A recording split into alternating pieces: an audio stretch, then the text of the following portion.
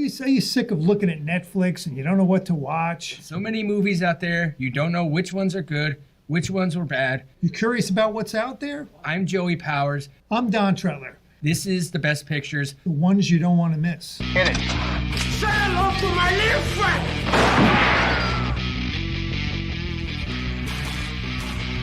Frankly, my dear, I don't give a damn.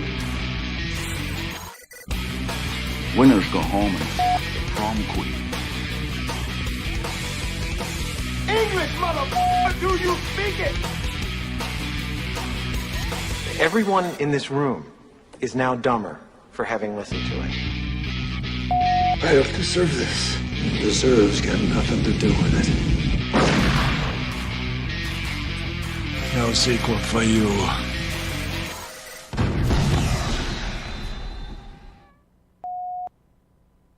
Hi, and welcome to another episode of The Best Pictures. I'm one of your hosts, Joey Powers. And I'm Don Tretler. Welcome to the show. I did not mention The Best Pictures in that because, unfortunately, your season ended last week for the Mets, and mine ended last night for the Yankees. They were swept by Houston. Other than Game 3, which Houston took it to the Yankees pretty good. It was a pretty competitive series, and the Yankees just couldn't find a way to close Houston out. But I had mentioned, you had texted me this morning and mentioned to you that I wasn't surprised. Houston's had the Yankees number for a while. This is their fourth World Series appearance now in the last 6 years, and this was their sixth consecutive ALCS appearance. So, Right. you know, it's not like the Yankees lost to a crappy team. You know, I mean, Houston's been there for a while. And they're doing it with different players because Houston has let a lot of their big superstars go. George Springer. Garrett Cole. Cole. We took Garrett Cole, and it didn't help us beat him. So, Carlos Correa. you know, I mean, yeah, they just keep. I mean, Dusty Baker's always been a good manager, I think. Oh, yeah. You know, and Altuve's, you know, he's pretty much the face of the franchise. Him and Verlander, you know, I mean, Verlander's getting up there, but I don't even know. We would talk about this before the show. I don't even know who most of the people who play for Houston. no, it just seems like it changes all the time, and somehow they just make it a winning combination no matter what. So, you know, good luck for them. And how about the Phillies? I'm kind of surprised how easily they got rid of San Diego. You know, and 5 games, you know. So, I mean, that's... Well, you know, they were due to get hot. They were kind of like noodling around all season long, and they've been noodling around for several seasons. I was mentioned to you before that they've had a good lineup, especially since they got Bryce Harper. They signed a couple of Nick Castellanos and Kyle Schwarber last year. Yep, Schwarber's had a good year. So they have great offense. Aaron Nola and Zach Wheeler, you know, heading up your pitching staff. Yeah. That's as good as it That's gets. pretty solid, yeah. It all came down to bullpen. So the last several years, they have had a lousy bullpen. They must have rectified it, though. I can't tell you who's in their bullpen. No, I couldn't either. I don't really. I really don't even follow the American League. I literally just follow the Yankees. I don't care about anyone else in baseball. It doesn't matter to me. Well, I had a fantasy team, and I had a lot of the Phillies. I had, you know, JT Realmuto. I had Bryce Harper, Kyle Schwarber. For a little while, I had their second baseman. You had some of their good ones, like yeah. their best players. Yeah. So yeah, it makes you want to follow them a little more closely, I would say. Are you going to watch the World Series? I didn't even watch any of the games. I watched the only game I watched in the playoffs was the first Mets game. Oh, wow. When I texted you from the bar when me and Colin were watching that game, because I thought they should have sent someone, and you said absolutely, and I was like, yeah, that was the only time I watched baseball all playoffs because I don't have cable at home.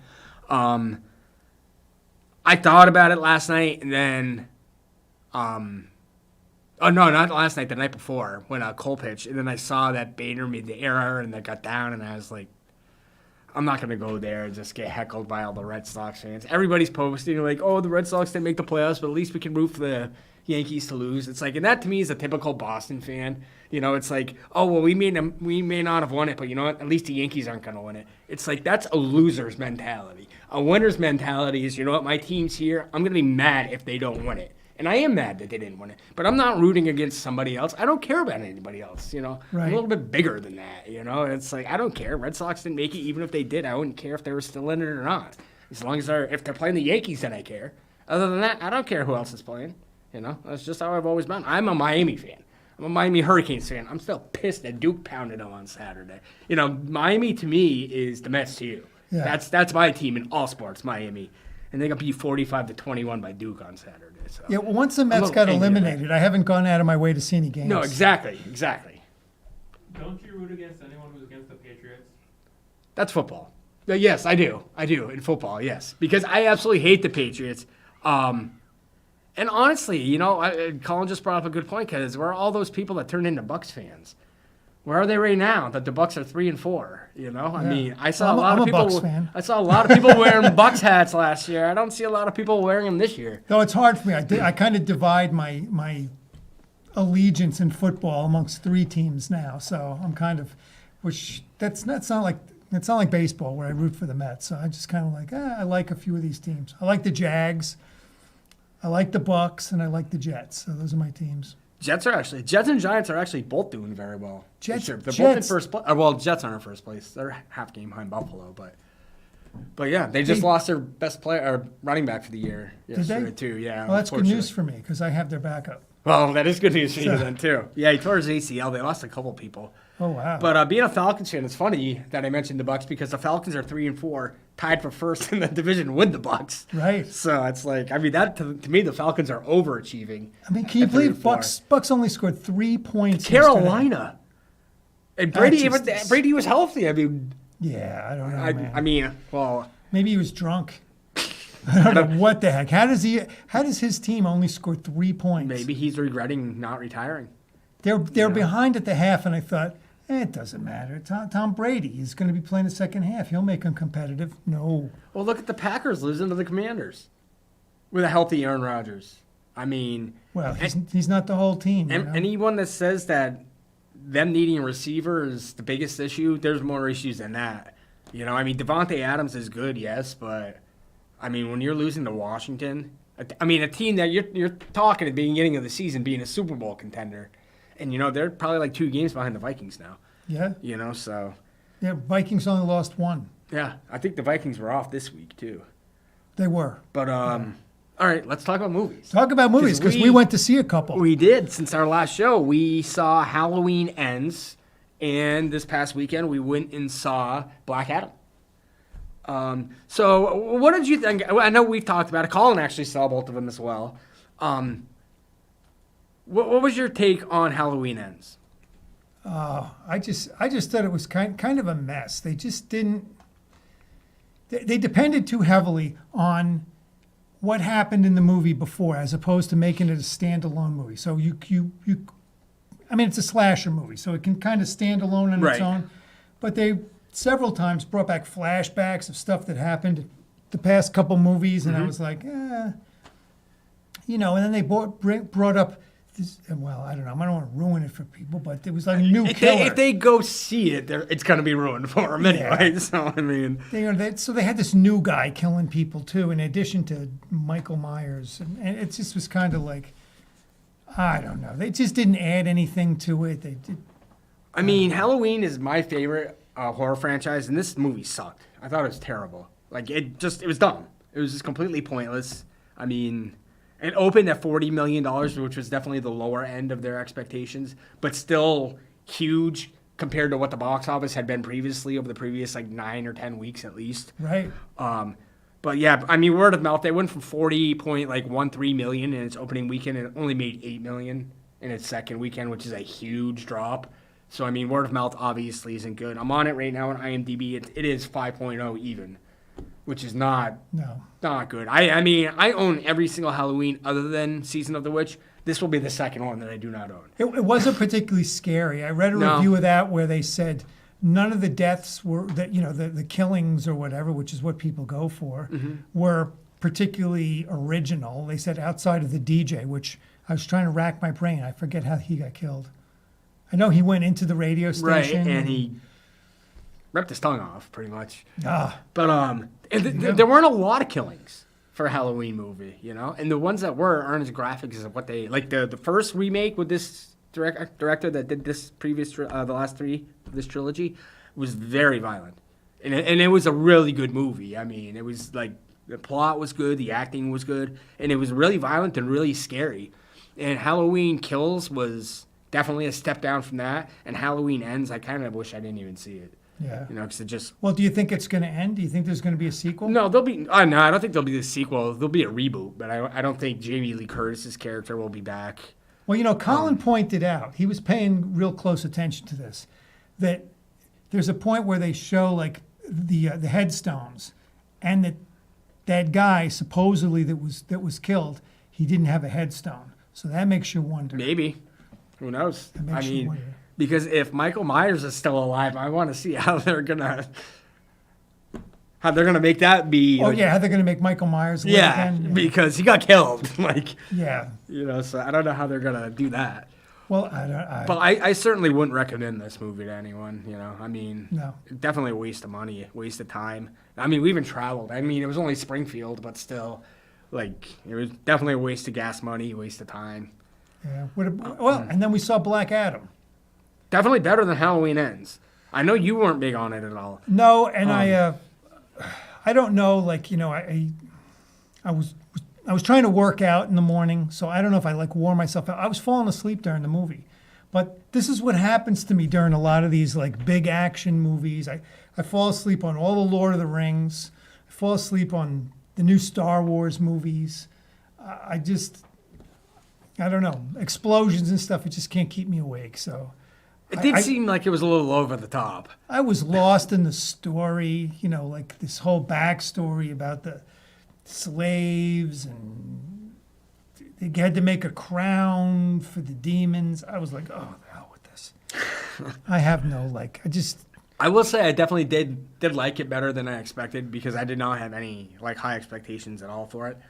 But I enjoyed it. I don't know if I'd watch it again, but I don't regret seeing it. And it was nice that it was in Bell's Falls, so we didn't really have to travel anywhere or anything. And Colin liked it, and he's a fan of the DC movies. Right. So Not necessarily The Rock, yeah. but DC. Yeah. I mean, I like DC movies too. This wasn't one of my favorite DC movies for certain. But like I said, yeah, I definitely liked it more. And they brought in some of those other superhero guys who I'd never seen in the movies. Hawkman. Oh yeah, I didn't know. I had no like history of Black Adam whatsoever. Right? All those characters are completely new to me. All of What them. was the other guy? Dr. Fate. Pierce Brosnan's character. Yeah, was he Doctor? Something Yeah, like something. that. I don't remember what it Professor was. Fate. I don't know. But there was another film that opened this weekend, Ticket to Paradise, the George Clooney, Julia Roberts movie, which was seen as counter-programming to Black Adam.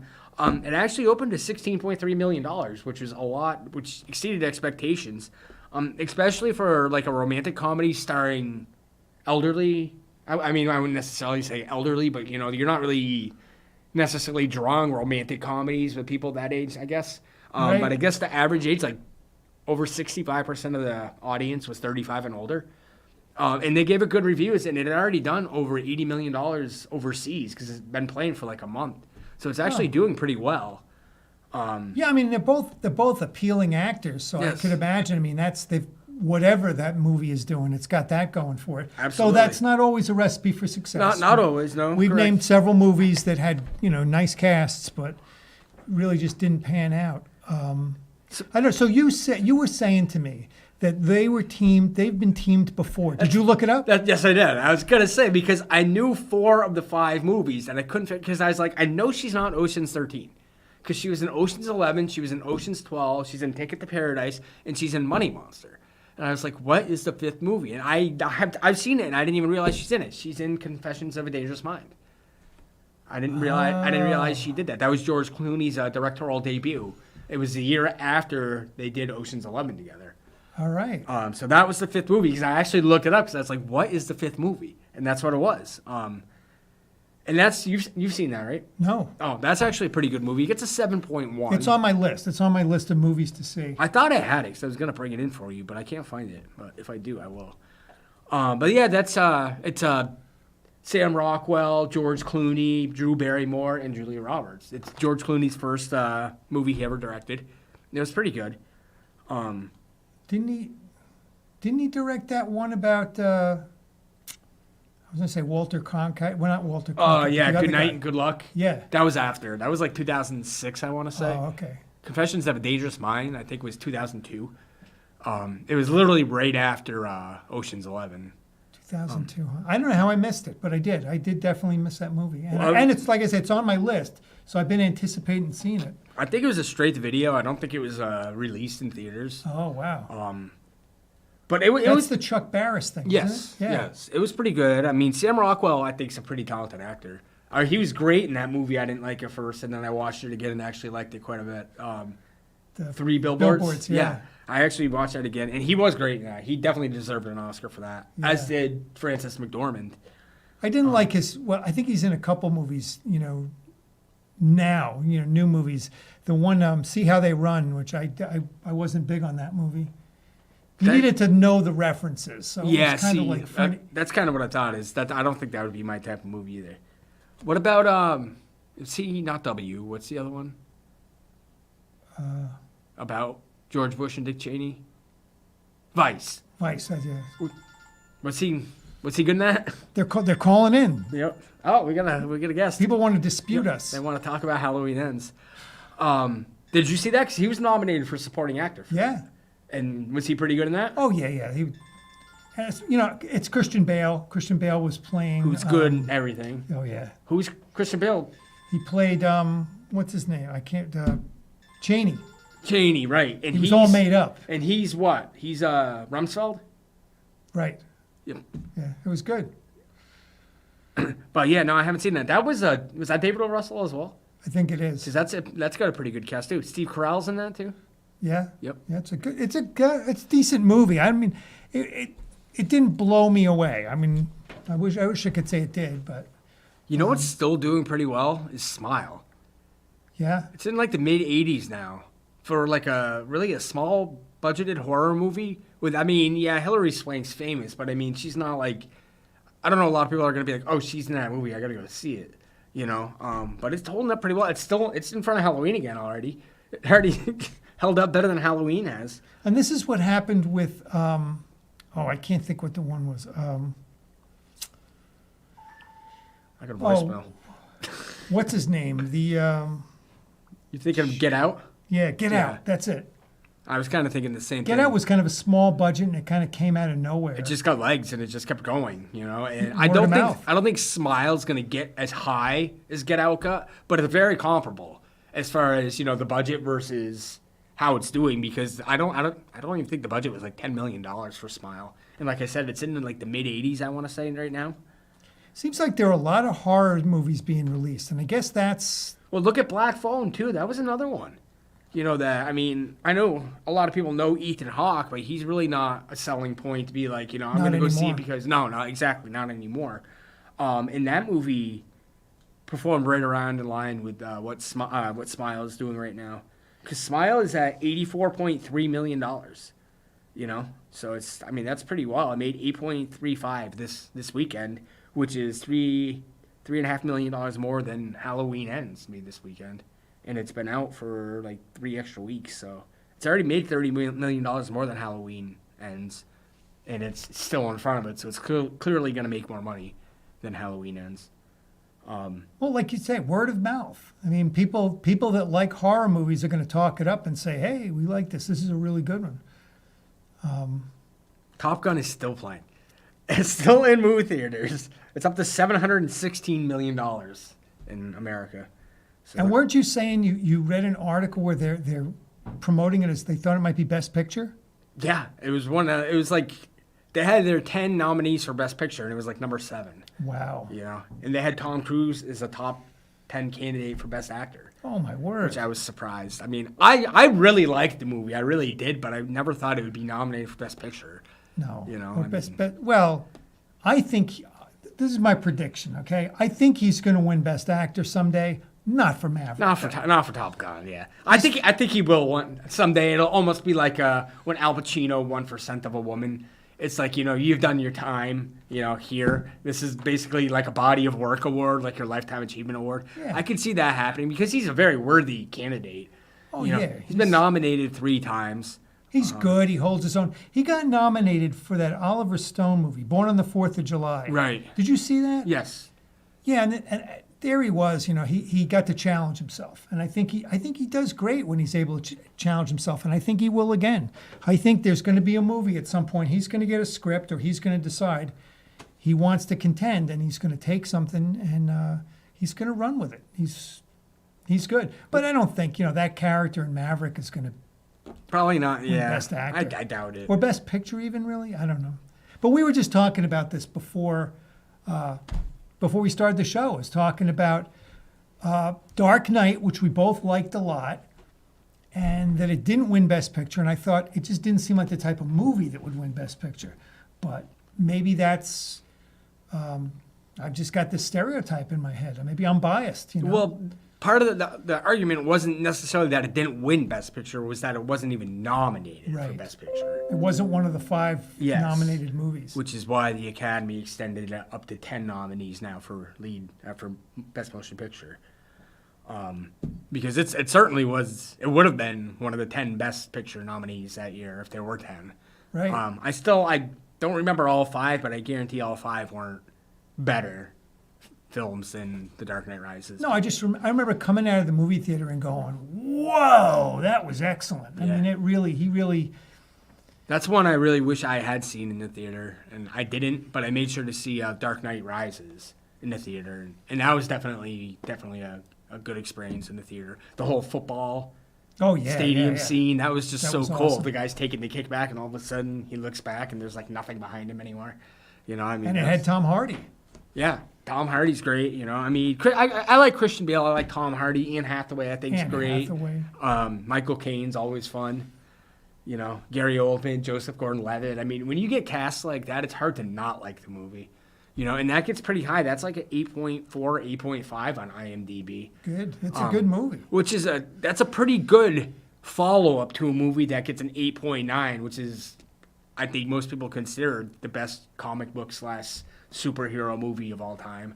I mean, it's certainly rated higher than anything else, and I think it should be. Yeah. I really do. I mean, I don't think I've seen one better. You know, I mean, I did like Joker quite a bit,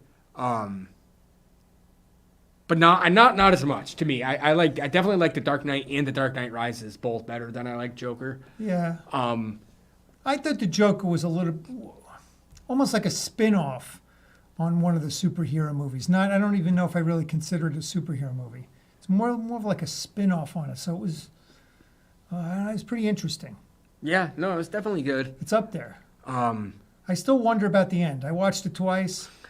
I've seen it a few times. I mean, it's definitely a movie I'll watch again many times because I really enjoyed it, and I just think Joaquin Phoenix is one of those like once in a generation talents. One of your favorite actors. Yeah, you know, I just watched Walk the Line again like a couple of weeks ago, and it's one of those movies I still can't believe he didn't win Best Actor for it. 'Cause he did such a good job. I mean, he didn't win an Oscar for it, but he won a Grammy for it for one of the songs they sang. They both won a Grammy.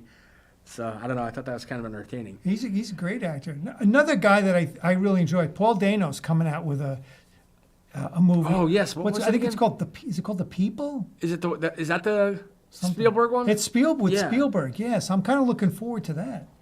Yeah, I want to look that up real quick because we are running out of time, but I did want to talk about that because that right now is When's the last time Spielberg released like a big movie? I mean, we don't. honestly probably Lincoln. Yeah, not much You since know? Lincoln. Not really, not that I could think of. Okay, so Paul Dano apparently isn't because I'm on the wrong website. Yeah, so Paul Dano, I think he's a great actor. I look forward to his stuff. Tom Hardy, I've looked up his stuff, and he's just tended to go to like more action movie type of stuff. He's decided he's an action movie actor, not a serious actor, I think. Or at least maybe he just wants to have fun and do his action movie stuff now. The Fablemans. The Fablemans. I'll give you. Growing up in post-World War II era Arizona, I hate it when it does that. Come on. A young man named Sammy Fableman discovers a shattering family secret and explores how the power of films can help him see the truth. Directed by Steven Spielberg, written by Steven Spielberg and Tony Kushner. Michelle Williams, Gabriel LaBelle, Paul Dano. Gets an 8.3 on IMDb already, even though it doesn't release until the 6 end. people have seen it. And they all liked it. Until it doesn't get released until November 23rd. So, but it somehow gets an 8.3. But yeah, this is definitely like the early front runner for Best Picture. I mean, most Spielberg movies released around this time of year generally are the front runner to be Best Picture nominees. There's not much being released this coming weekend. It's I looked it up, and the only movie that I could remember is Armageddon Time with Anne Hathaway. Right. So I think, yeah, it's probably going to be a repeat, I guess, for Black Adam, probably leading up to Wakanda Forever. And then it'll probably be Wakanda Forever leading up until Avatar. So, Now we've seen we got to see the trailer for that, for Wakanda Forever. Did it draw you in? no. No, as many times as I've seen it, it's not drawing me in. It's not making me want to see it. Honestly, I could say the same thing for Avatar too, though. Yeah, that's not really. But I still haven't seen the first one. But I don't know. It just doesn't seem like either one of them interests me. I don't know. We'll have to figure out something to talk about next week. 'Cause it's not really a big release next week or this week coming Maybe up. we'll get to go to the movies between now and then. Find something else to watch. But this has been our episode of the Best Pictures this week. I'm one of your guests, Joey Powers. Hey, and I'm Don Tretler. These are the ones you don't want to miss.